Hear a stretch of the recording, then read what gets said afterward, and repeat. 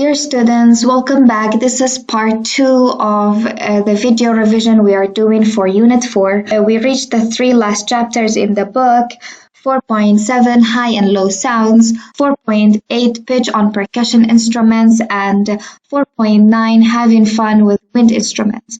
The pages of these chapters are from page 64 to 69 in your Cambridge Primary Science book. Again, get your science notebooks and books ready.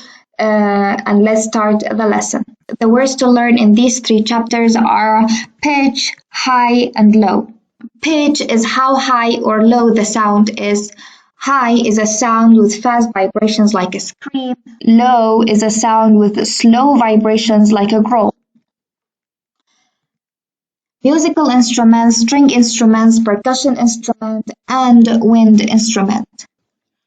Musical instruments are things that we use to produce music. String instrument is a musical instrument that you play by vibrating strings.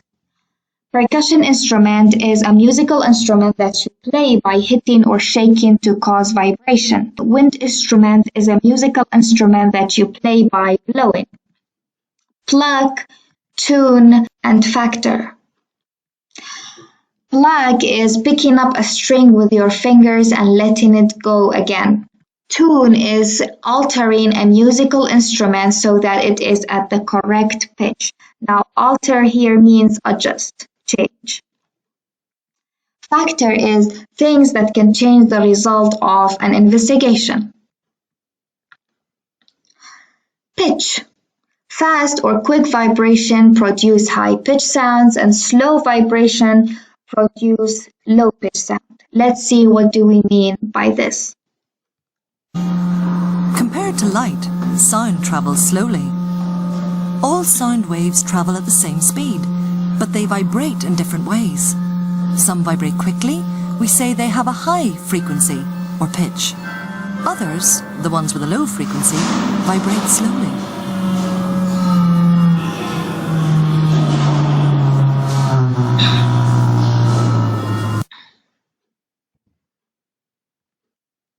Volume is how loud or quiet the sound is. For example, you may scream and your sister in the next room can hear you, or you may whisper and nobody in the room can hear you beside the person you're whispering to. But pitch tells us how deep a sound is regardless of the volume. Sounds with a high frequency have a high pitch. This is a frequency right here. So those sounds that have high frequency, they have a high pitch regardless of how loud or quiet they are. Sounds with low frequency have a low pitch regardless of how loud or quiet they are. Again.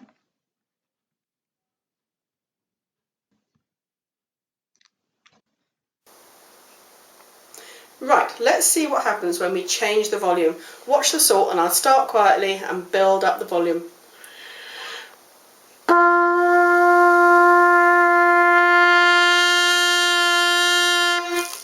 So as we see in this video, this is just testing out how a vibration when we change the volume looks like. It didn't change the pitch. Now we saw the vibration from small vibration turned into bigger vibration. They got bigger, the vibrations. But let's see what it happens to the grains of rice when we change the pitch. Keeping in mind that we use the same volume but different pitches. Okay, now we're going to try a low note.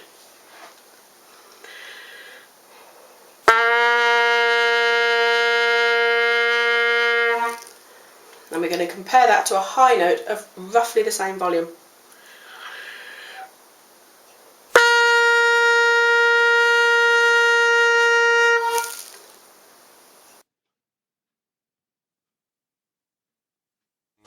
It's easy to make a sound. All you have to do is make something vibrate. You could twang a string or a rubber band, or you could blow down something, or you could bang something together.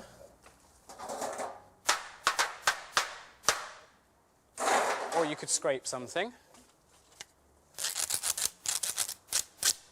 Or you could shake something. There are 3 families of musical instruments. This is one of them, strings.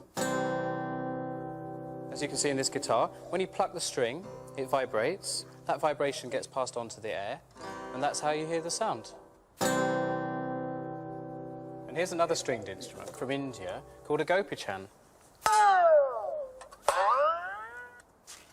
The second family we're going to look at is wind instruments. These work by blowing into a tube and making the air inside vibrate. Listen to these panpipes. You can do the same thing with a horn.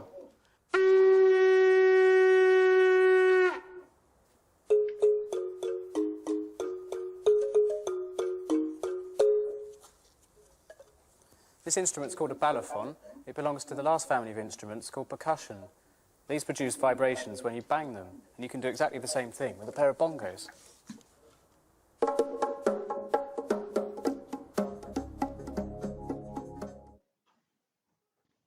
What you saw in the video were different families of musical instruments. Now, all the musical instruments are played in different ways, but they all have something in common, which is they all create sound by vibrating. The string of the guitar vibrate when they are plucked. Drums make sounds when they are hit or banged, causing the skin to vibrate. The panpipes are filled with air, which vibrate when they are blown. Now, the first family of musical instruments are string instruments. String instruments are like guitars and violins. They are instruments that you play by plucking the strings to make vibration. We have pegs, which are these little dots. We use them to change the length of the strings here. In other meaning, we are tuning the guitar. Now, tune means to adjust the instrument into the correct pitch. The thinner, the shorter, the tighter the strings are, the higher pitch we get. Our next family of instruments are percussion instruments. They are instruments that you play by hitting or shaking to make vibrations, like def, bongos, and tambourines. We also have drums. Now, drums have something called strings that's stretched over the top of the drums. We get a high-pitched sound when the drum we bang is small, or we tightly stretch the skin over the drum. So the tighter the skin over the drum, the higher the pitch of a sound we get. The last family of musical instruments are wind instruments.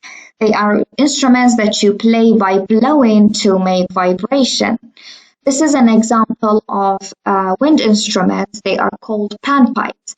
We can blow across them like this, or we can blow down this musical instrument.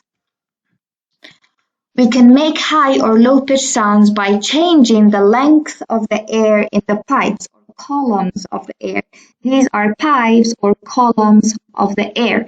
So the longer the column of the air we get, the lower the pitch of the sound. The shorter the column of the air, the higher the pitch of the sound.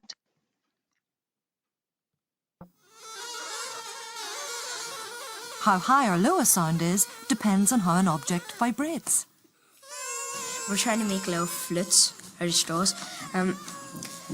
First of all, you have to pull this part out, but you have to snip to look like a bird's beak. But if you cut it more, it makes a higher pitch. And if you blow on it, it's really loud.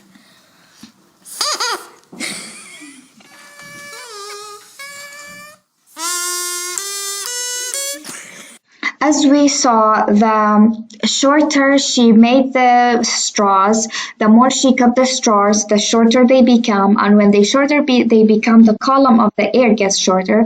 So we notice the change of the pitch of the sound when she cut the tubes more and more. Let's look again. It's really loud.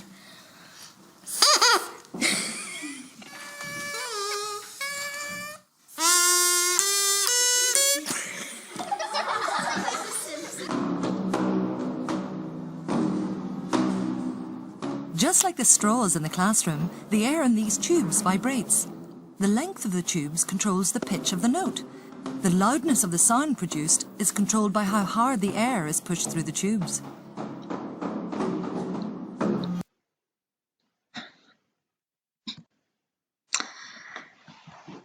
Again, the longer the column of the air, the lower the pitch of the sound, and the shorter the column of the air, the higher the pitch of the sound. I also prepared a little experiment for you to see for yourself how the sound changes when we change the column of the air.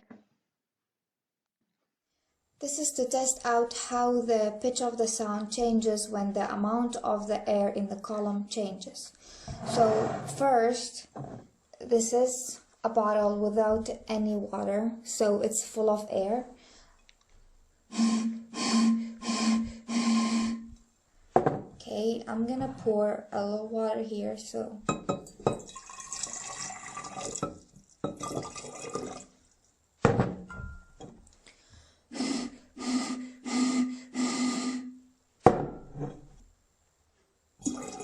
Halfway through the bottle.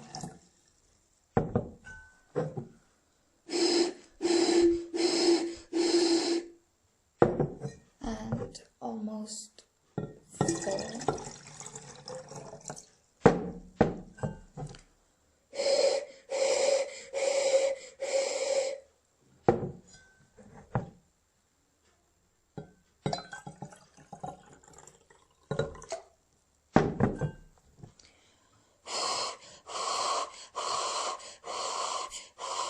We see the more we poured water into the bottle, the higher the pitch of the sound it got, because the amount of air in the column in the bottle was smaller each time we poured water in it. I made this a fair test by two things. One, using the same bottle for all the steps. Two, using the same force when I blew across the bottle for all the steps. The focus points in these chapters are: pitch is how high or a sound is. The faster the vibration, the higher the pitch of the sound. We have three types of musical instruments: string instruments, percussion instruments, and wind instruments. We make vibration in string instruments by plucking the string. We make vibration in percussion instruments by banging or shaking them. We make vibration in wind instruments by blowing down or across the pipes. In string instruments, we can make the pitch of the sound high by making the strings shorter, thinner, and tighter. In percussion instruments, we can make the pitch of the sound high by stretching the skin tighter and using small drum. In wind instruments, we can make the pitch of the sound high by making the column of the air shorter. Okay guys, we reached the end of our lesson. I'm hoping you all understood the material well and you have no problem with it now. But if you do, please write it down in the comments and I'll try my best to answer you all. Stay safe and see you next lesson.